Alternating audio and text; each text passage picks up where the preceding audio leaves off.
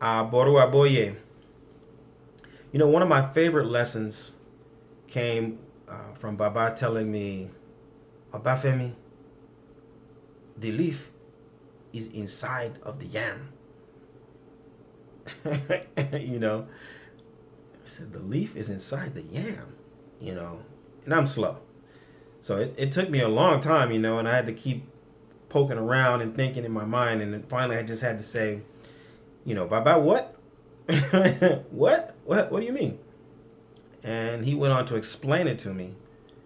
And, you know, I've kept that lesson, and I've passed it on to my students many, many times. And I want to share it with you because this lesson is the key to your spiritual fulfillment. This is the key to your happiness and your authentic sense of self.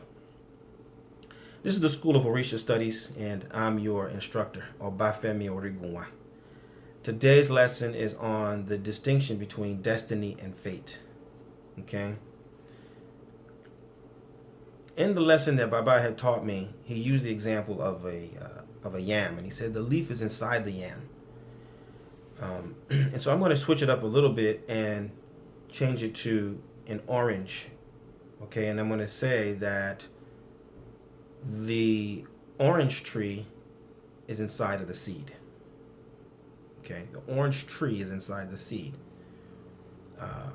Every blossom, every leaf, every branch, every bit of bark, the trunk, every single root, it's all inside of the seed. Okay? Now, the destiny of that tree is represented by the seed. Okay? The destiny of that tree is in the seed. If you have an orange seed, you're going to make an orange tree. If you have an apple seed, apple tree. Mango seed, right? You don't have mango seed and produce apple tree. You don't have orange seed and produce grapevine, right? The seed determines the fruit, and the seed comes from the fruit. Destiny, it's a cycle. Okay, it goes through many manifestations and transformations, but it remains always the same. That is destiny. Okay? Within our tradition, that destiny, that seed of identity and conscious and beingness is expressed as Ori. Ori. That's the seed of your being. Okay? That's the seed. Now, fate is everything that the seed must endure in order to transform. Fate is the soil, the temperature of the soil, the water, the scorching sun, the changing of the seasons, the numbers of days. That's fate. In order for the seed to transform and become a tree and then bear fruit, it must endure the rigors of fate.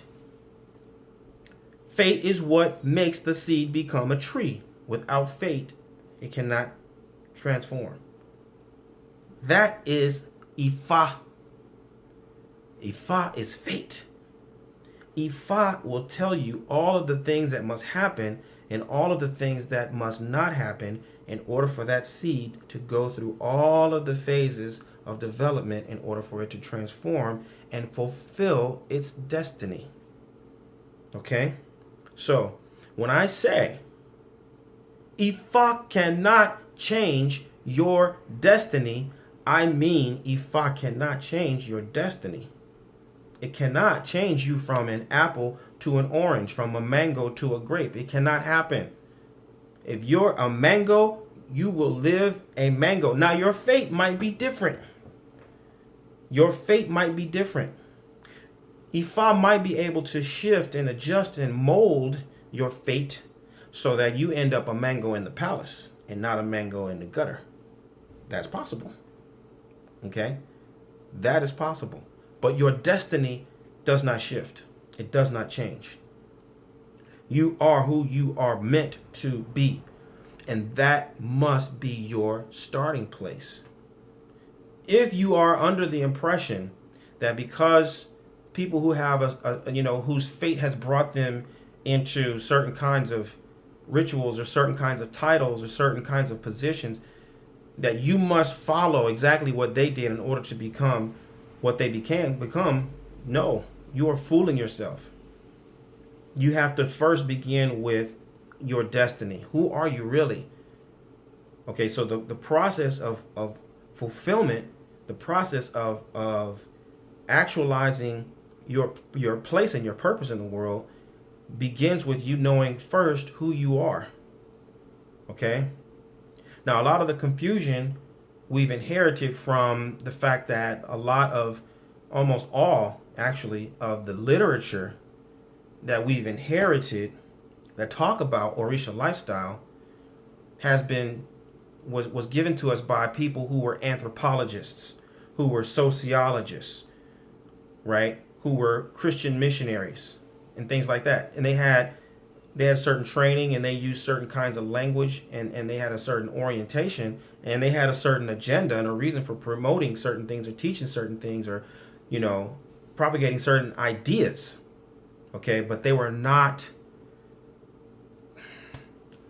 philosophers, and they were not theologians or people who were concerned with the real theological principles that guide and underpin our tradition and our belief system.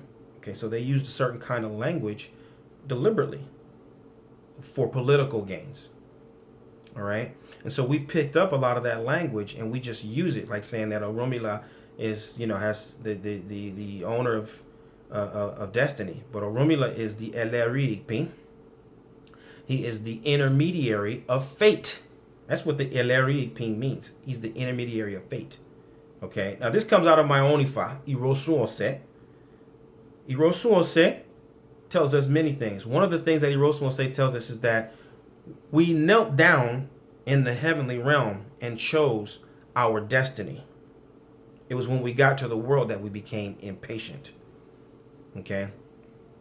Don't you know that destiny cannot be changed unless we return to the heavenly realm? Okay? So in this lifetime, what you chose in the heavenly realm, that's what you're going to have to be in this life. And the only time you're going to come back as something else is if you return to the heavenly realm and you are reborn. And then you will be something different, potentially. I mean, slightly something different. Because our principle of rebirth also is governed by the bloodline. So you're still going to be reborn in the same bloodline. You're not going to be reborn in another bloodline. You're going to be reborn in your family lineage. That is how our cycle of rebirth is defined. You're reborn into your own lineage. Okay, so you're going to be a different variation of the same thing. But either way, it is your Ori that is making the choice about where you'll be born and what you're going to encounter. And when you decide, it is you who chooses. This is the other important thing.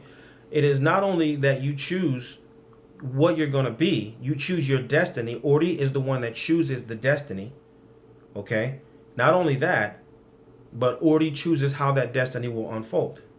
Ori chooses who your parents will be. Ori chooses that when you're 9, you're going to get this disease. And when you're 12, this is what's going to happen. When you turn 25, you're going to get married and you're going to have a child. That's Ori that chooses it. And it is Ifa that acts as a scribe.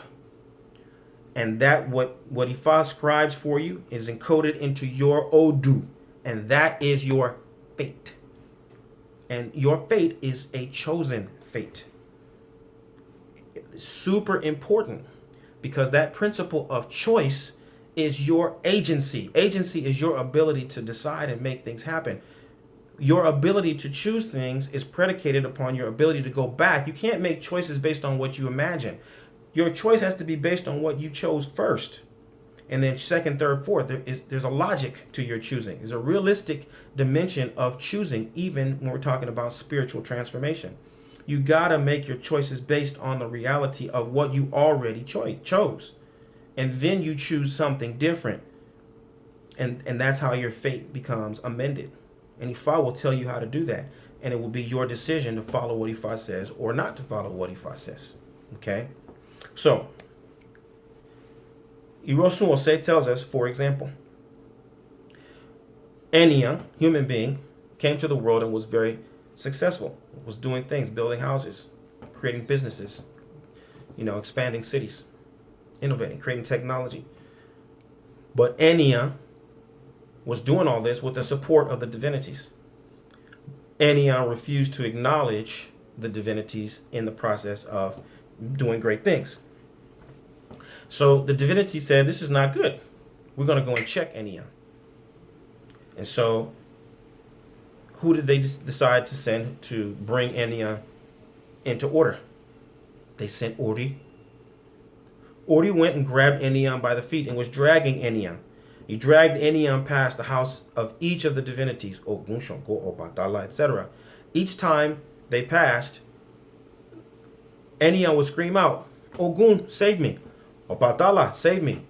Eshu, save me. Each time the divinities would come out and they'd say, what's going on? Ori, why are you dragging Enya? Well, I'm dragging Enya because Enya refused to make Ebo. He didn't make sacrifice. Enya is prospering and doing well and not making sacrifice. So Enya is being brought back to the heavenly realm where he's going to have to account for not, atoning and not appeasing the divinities who've been supporting him. Each one said, I'm sorry, I can't help you, Enya. You're on your own. Until he got to the house of Orunmila. Orunmila asked a question, and Enya already explained what Enya had done. Orunmila said, wait, what is it that Enya has to do? Already named the sacrifice. Orunmila went inside his house. He gathered up all the sacrificial materials, and he said, okay, I will go back with you. And so Orunmila accompanied Ori and Enya back to the heavenly realm. And Orunmila sat with the divinities, and Orunmila prepared the sacrifice. And Orunmila himself fed all of the divinities what they needed. After the Orisha had what they needed, they said, Orunmila, that was good. From now on, every single year, Ori must hold a festival. And every year, Ori must appease, Enya must have a festival every year. And every year, Enya must appease Ori and all of the divinities. And Orunmila, because it was you who facilitated this whole process, we are going to now enthrone you as the Eleri Ikpin, as the custodian of fate. So anytime Enya appeases Ori, he must also appease you, Orunmila. Okay?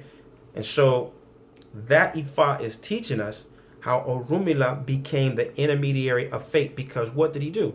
He changed the date of death for Enya. He didn't change Enyan's identity. He didn't switch Enyan from being one type of being to another. Enyan continued to be who he was, but the date of death that was going to take him from the earthly plane was changed as a result of Enyan's sacrifice that Orunmila brought and facilitated for him. So, destiny, fate, two different things. Orunmila governs fate. Ori governs destiny. Destiny is a choice. The ability to manifest or not manifest one's destiny depends on his decision to adhere to the laws and the limitations of his or her fate. Okay?